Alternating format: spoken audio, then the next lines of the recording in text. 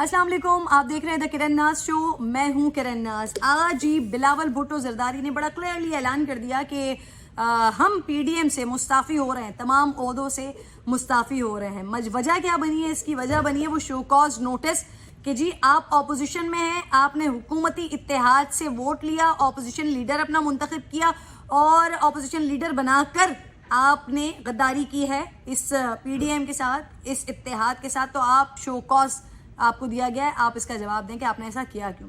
Pakistan Peoples party के लिए ये अना का मसला बन गया कि जी पाकिस्तान पीपल्स पार्टी ने बनाई है ये पीडीएम, उन्होंने मेज़बानी की थी, उनकी एपीसी में इस पीडीएम का फैसला हुआ था और उन्हीं को शो कॉज नोटिस दे दिया गया।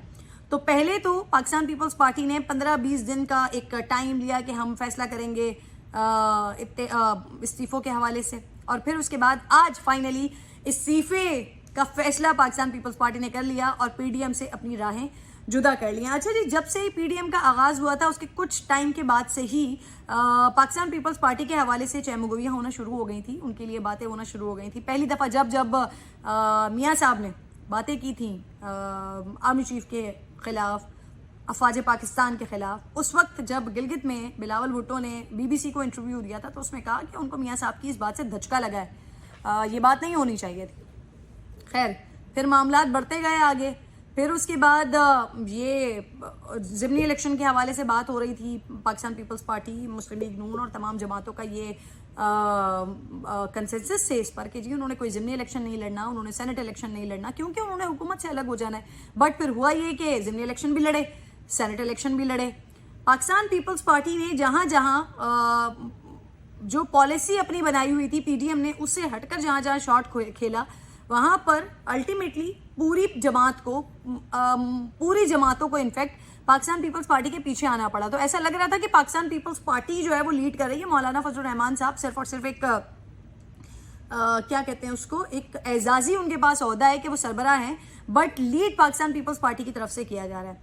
ज़िमनी इंतखाब में भी हिस्सा ले लिया, सेनेट इंतखाब में भी हिस्सा ले लिया। उसके बाद जी यहाँ पर डिसाइड हुआ मामला कि सेनेट इंतखाब जो है वो उसका जो अपोजिशन का चेयरमैन सेनेट होगा वो पाकिस्तान पीपल्स पार्टी का होगा, डिप्टी चेयरमैन जो होगा वो मौलाना फजलुर रहमान साहब का होगा, और अपोजिशन लीडर जो होगा वो पाकिस्तान मुस्लिम लीग नून से होगा। लेकिन फिर हुआ ये कि चेयरमैन सेनेट हुकूमत का ही रहा, हुकूमत का बना। उसके बाद हुआ ये कि डिप्टी चेयरमैन जी वो भी नहीं आया इनके पलड़े में। तो फिर यूसुफ रज़ा गिलानी साहब को पाकिस्तान पीपल्स पार्टी ने खुद एक मजबूत कैंडिडेट समझते हुए बाप पार्टी से वोट लेकर अपोजिशन लीडर बना दिया। यहाँ पर इनका झगड़ा शुरू हो गया, प्रॉब्लमैटिक मामलात होना शुरू हो गए।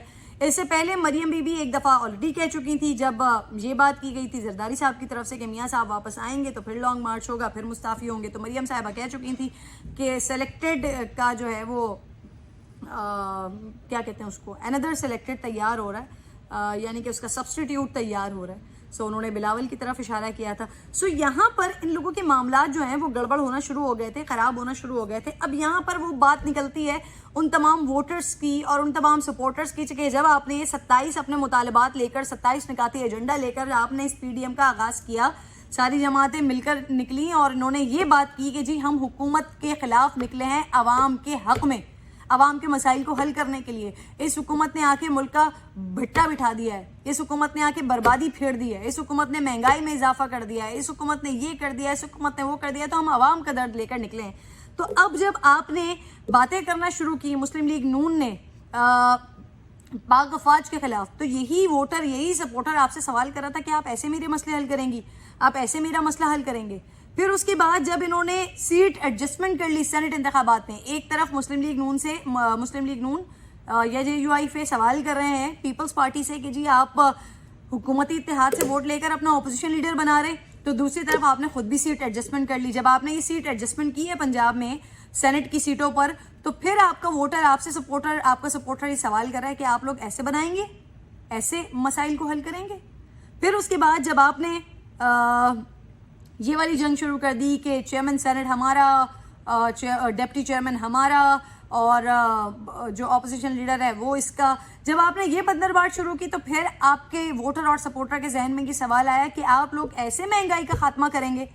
तो ये महंगाई का खात्मा या फिर ये अवामी मसाइल के दर्द में नहीं, साफ साफ अवाम को समझ आ रहा है कि अगर हुकूमत अवाम के लिए कुछ नहीं कर रही تو پاکستان مسلم لیگ نون، JUIF، پاکستان پیپلز پارٹی اور دیگر جماعتوں کا یہ جو اتحاد تھا جو کہ اب کرچی ریزہ ہو گیا ہے. لیٹس سی مولانا فضل الرحمان صاحب پہلے بھی آزادی مارچ کر چکے ہیں, اس وقت بھی وہ تمام قافلے کو لے کر نکلے تھے لیکن پھر سب الگ الگ ہو گئے تھے اور مولانا صاحب اکیلے رہ گئے تھے. تو اب پاکستان مسلم لیگ نون اور مولانا فضل الرحمان صاحب یہ دو بڑی جماعتیں ہیں, اس کے بعد تو ساری چھوٹی چھوٹی جماعتیں ہیں جو ابھی ساتھ ہیں. لیٹس سی وہ اکیلے کیا کر سکتی ہیں. بہرحال جی عوام کو یہ چیز سمجھ آ گئی ہے کہ اگر حکومت ہمارے حق میں کچھ نہیں کر پا رہی تو یہ جو PDM بنی تھی, یہ جو اپوزیشن اتحاد بنا تھا, یہ بھی عوام کے حق میں نہیں, عوام کے لیے نہیں بلکہ ذاتی مفادات کے لیے بنا تھا.